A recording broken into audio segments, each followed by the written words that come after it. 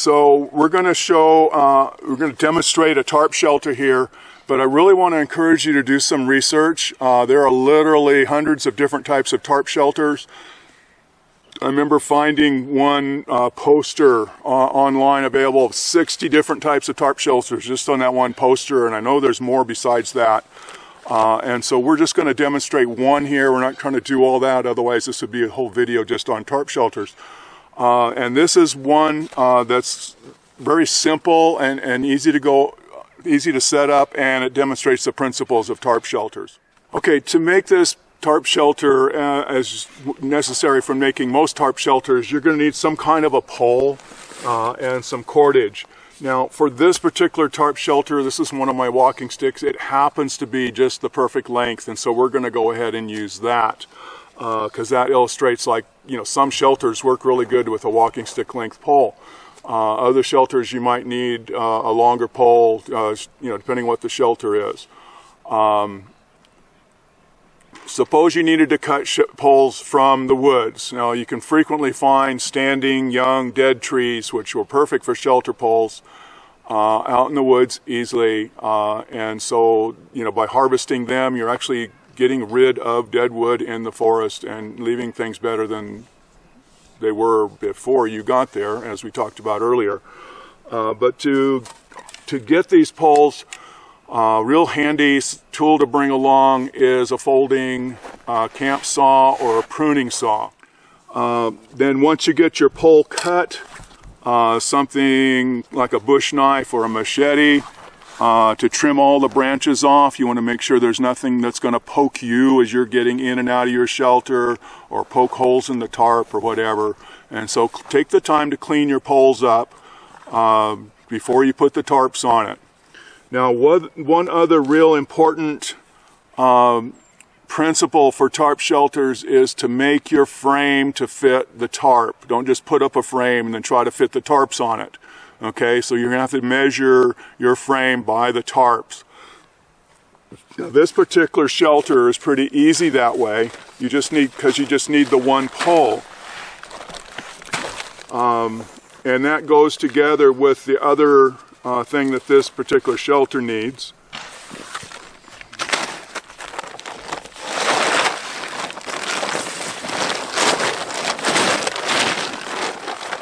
This is an 8x10 tarp, which I need because I'm tall. Probably most people could get by with a 6x8. But notice that the tarp has, you know, it's longer in one direction than the other direction. And so to make this particular shelter, you will need a grommet. These metal rings that you can tie onto are called grommets. You will need a grommet in the center of one of the long sides. And so the easy way to measure that is just put the two corners together and find where the center is and put a grommet there. Now, if it doesn't already have a grommet there, maybe your tarp will already have a grommet or a tie-off point at that place. Fine. If not, go to the hardware store and buy a grommet kit and just put a grommet in there, which is what I've done here. Now, the pole that I need for this particular shelter, or I could use a tree if it's, you know, happens to be growing in just the right spot. The pole needs to be this same half of the long side measurement.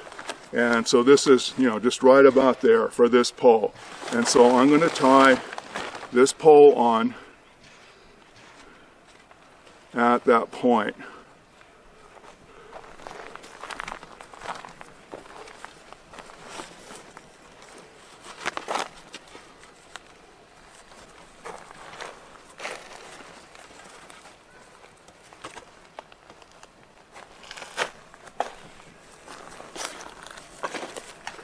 I just used a square knot there, and let's see. Let's talk about which direction we want our shelter facing. Now, generally, most native peoples would have their shelter facing east or south. The reason for that is as the sun came up, it would shine into their shelters and warm them up and wake them up. But also that puts the back of the shelter to like the north and west, which is where most of the incoming weather is from anyway. So it puts the back of the shelter to the weather, the front of the shelter to the rising sun.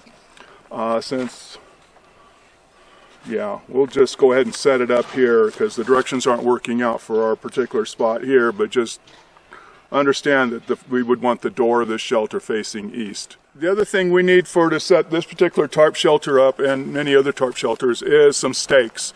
Now these can be cut from sticks on site. It's a good simple carving project. The one thing to remember with stakes and any kind of shelters for that matter is when you're driving the stake into the ground, in this case we're going to try to use a digging stick, and then you're tying either the tarp or some rope to it, you don't want to just drive it straight in. If you drive it straight in, this is pulling at an angle up, then it's just going to slip off. So you want to always put the stakes in it as an angle. They say just kind of pick a spot underground, imagine a spot underground under the center of the shelter and just kind of aim for that spot. And so that way as the rope is pulled up a little bit, it stays put. So I'm going to tie a bowline loop here.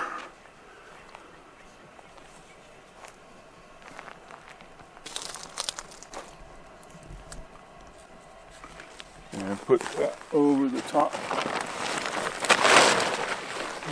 the shelter up right here.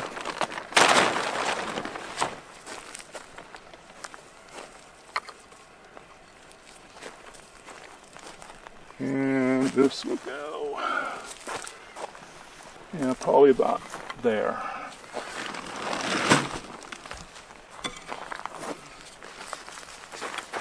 Might have to get it started by making it go straight if it keeps wanting to chip out, but basically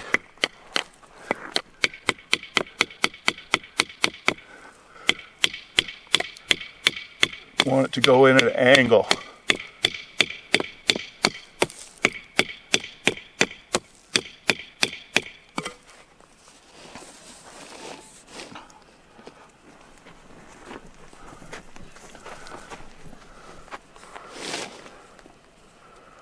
And there's a nifty taut line hitch that you can tie.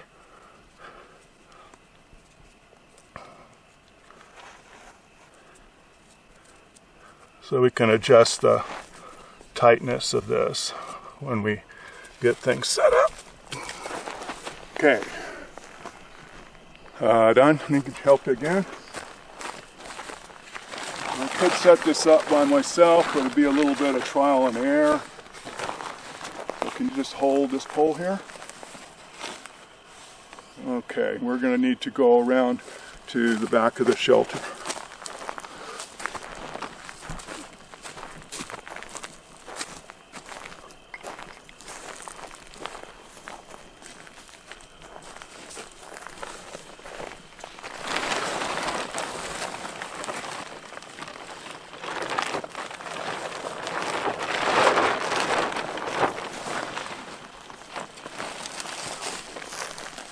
Choose the two grommets on the back of the shelter that are, maybe this kind of far apart.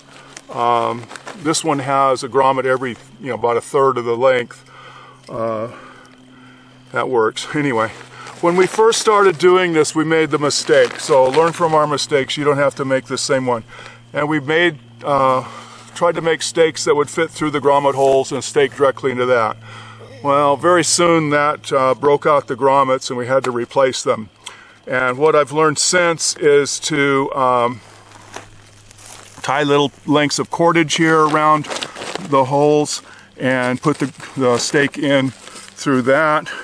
If that happens to get tore up, it's much easier to replace that out in the woods than it is to replace a grommet. And so we're going to stake there and here, and we want to make everything fairly tight and straight.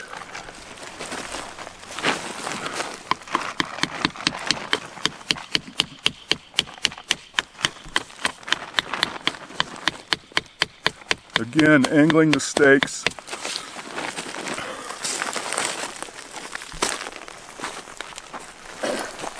Okay, you should be able to let go now. Again, if I was doing this myself, it would involve a little more trial and error, but I have a Don to help. Hold that grommet right there next to the pole, okay?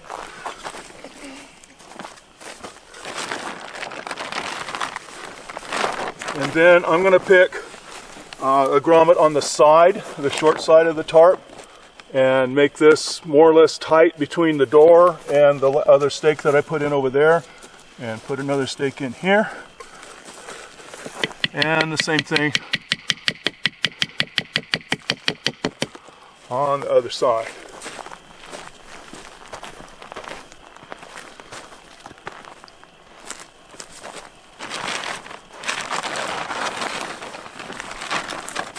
Okay, yeah, hold this. Thank you.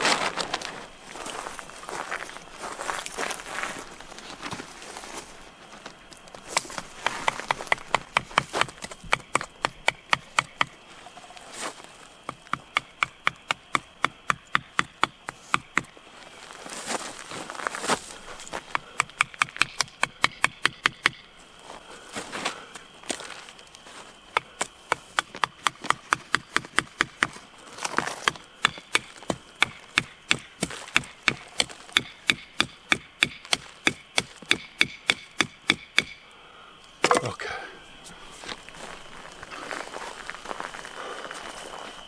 Okay, so you want to keep things as tight and snug as possible. Now this leaves a little extra bit of tarp here. Just tuck this under the inside, which will give you a little bit of floor.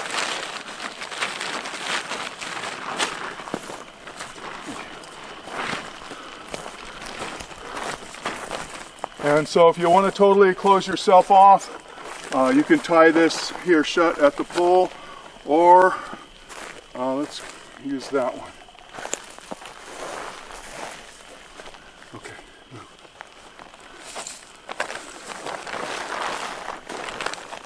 You could open up one side, which I like to do. That way you don't feel so enclosed. And maybe put a reflector fire out here. Now, you notice that this front is not flat. It angles, and so you could put more than one of these shelters up next to the, off of this same pole. We've done 2 like that. I think 3 might work in some cases. And that gives you, quite a bit more interior space. And by having the two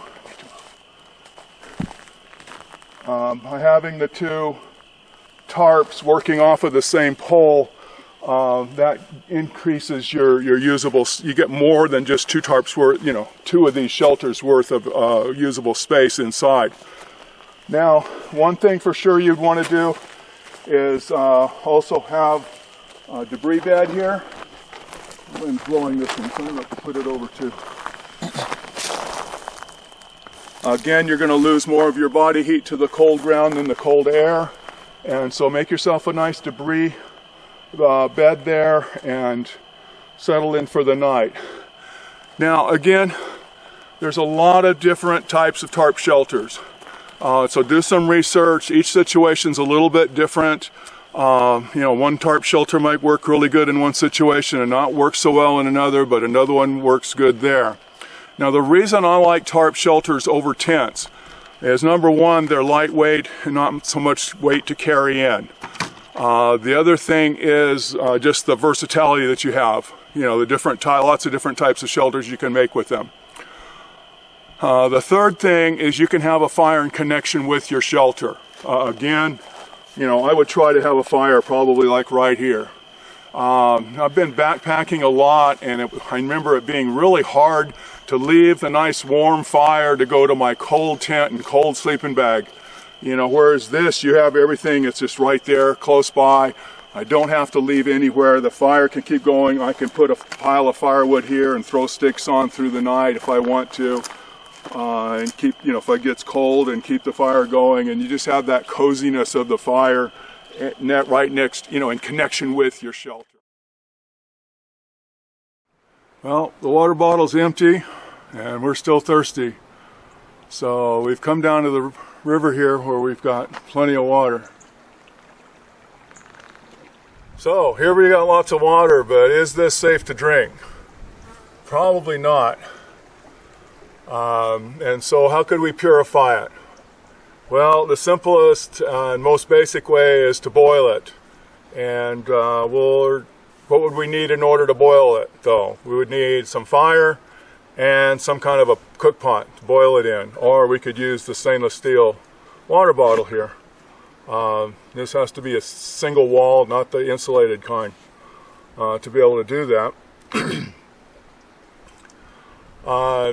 The latest research, by the way, has shown that all of the bad bugs are killed off or made inactive at 180 degrees. And so you just need to bring the water up to a rolling boil, which is 212. Even at elevation, it never gets down close to 180. So just bring it to a rolling boil and then let it cool down enough so that you can drink it and you're good to go. If you're worried at all about chemical contaminants, it'd be a good idea to run it through a charcoal filter, and let's show you how to do that. Okay, to make a charcoal filter, easy way to do it is to get a plastic bottle and cut the bottom out of it. You want at least like a 1 liter bottle. The smaller ones, if that's all you have, that'll work, but it's nicer to have something a little larger. And it's going to be sitting this way, so it doesn't want to stand up on its own like that. So I'm just going to stick it into the water bottle here right away like that. We'll need to plug off the bottom of the hole there, and I'm going to add a few other little rocks to help plug that area off.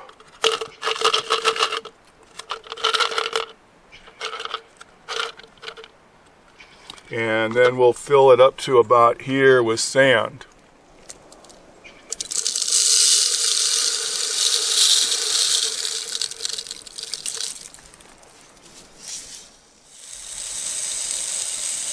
That's probably good.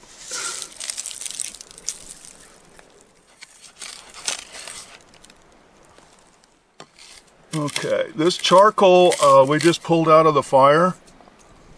We want nice clean charcoal with that's thoroughly burned. So maybe wait till it gets a bed of coals where there's no more flame or smoke coming off of it, and then set it aside where it can cool,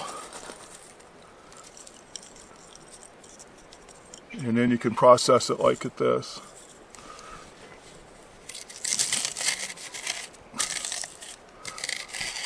If the chunks are too big, it's all about surface area. You want the water to come in contact with the charcoal as much as possible.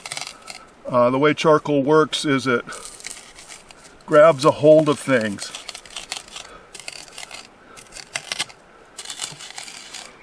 And so you want it to grab a hold of any chemicals that might be in the water as the water's flowing through the filter.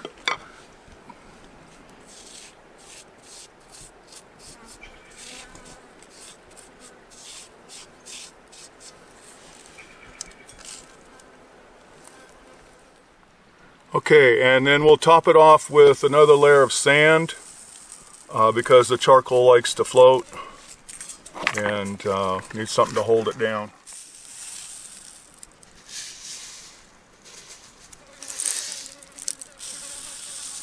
Okay, so we'll take this water that we got out of the river and slowly pour it through the filter.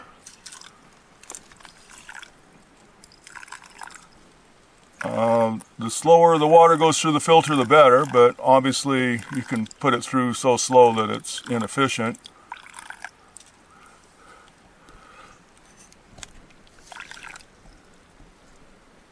And right now we got a bit of air in everything. It's getting wetted, and we got it.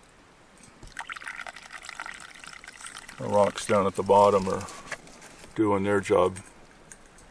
pretty well. Okay, by squeezing the bottle a little bit, you get rid of the air that's in the filter, which you want to get rid of that.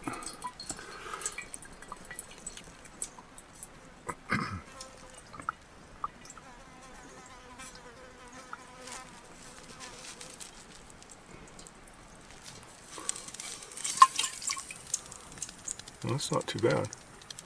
Now the first bit of water that you catch is going to have real fine charcoal in it, so it's going to be kind of dark, and so you can either run it through again or just discard it.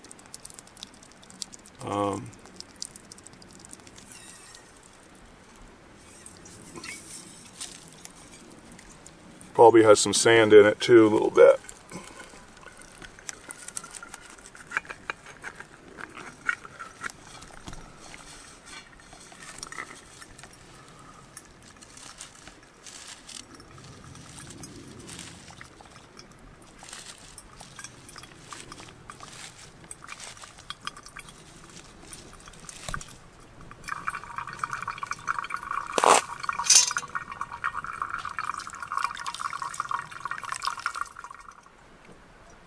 This filter should be good for several hundred gallons.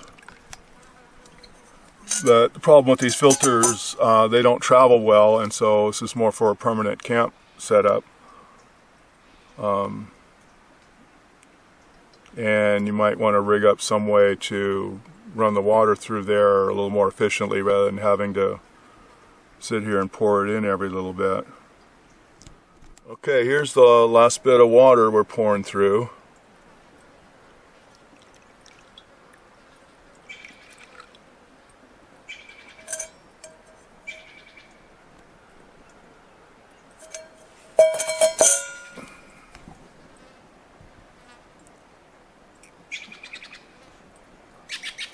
And we'll just let it drain out.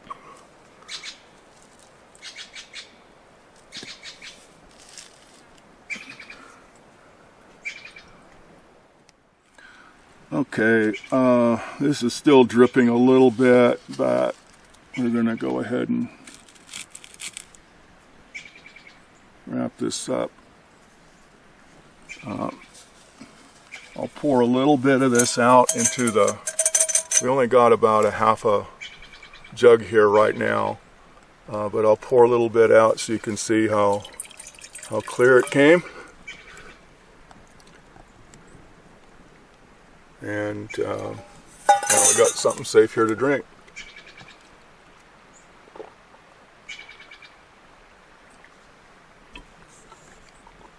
And it's thirsty too. Just a little bit like charcoal, but it's okay. Okay, let's talk about health concerns here a little bit. These are things like safety, sanitation, hygiene, getting adequate rest, everything you need to do to stay safe and healthy. Now, you always want to stay safe and healthy. You know, obviously, even under normal situation for you, whatever that is, if you get sick or injured, your situation just got worse, and so for sure you wouldn't want that to happen in a survival situation. A lot of these are practices, like safety practices and hygiene practices and so on, but there is a whole set of hygiene items that we need, and we'll talk a little bit about that. The first one will be soap. There's a lot of different plants that are soapy. Just have to learn what's available in your area and play with them a little bit. They don't usually give a lot of lather like we're used to, but they do definitely have a soapy feel. Some of them work very good for shampoos, you know, and for washing your body or washing clothes and stuff also. So find out about the soap plants in your area. Okay, so when you're washing your body with these soap plants, or even if you have some regular soap with you, you don't want to use the soap in the water because it is harmful to aquatic life. Even if you're using biodegradable soaps, it's harmful until it biodegrades, which might be for a while, and you know, you're damaging the aquatic life in the meantime. So find some way to bring the water up on the bank and then discard the water, into the soil so it have a chance to biodegrade in the soil before it gets down to the water. One nice thing to do is if you have a tarp or even just a plastic bag, you can dig a little depression and line it with the plastic bag, and then warm up some water if you want, and even have a warm water that if you make it big enough you could even sit in it, or at least have water that you could use for sponge bath. Use your scarf or something like that for both the washcloth and a towel to dry off with. So the same thing when you're washing your dishes. You don't want the dirty wash water to go into the creek. And no, the fish don't eat the extra food, so always, bring water out of the creek somehow and up on the bank. You want to dispose of any food the same way you would human waste. We'll talk about that in just a minute. Quick and easy way to scrub your pots is just grab some sand while you're down at the creek, clean sand, and bring that up and just use that. That works real well for a pot scrubber. There's also scouring rush and other plants like that make good pot scrubbers too. So, but the main thing is, be sure that you dump your wash water away from the creek so it has a chance to biodegrade in the soil before it gets down to the creek. If you need to wash your clothes, that you may need to do in the creek. Hopefully they're not really dirty.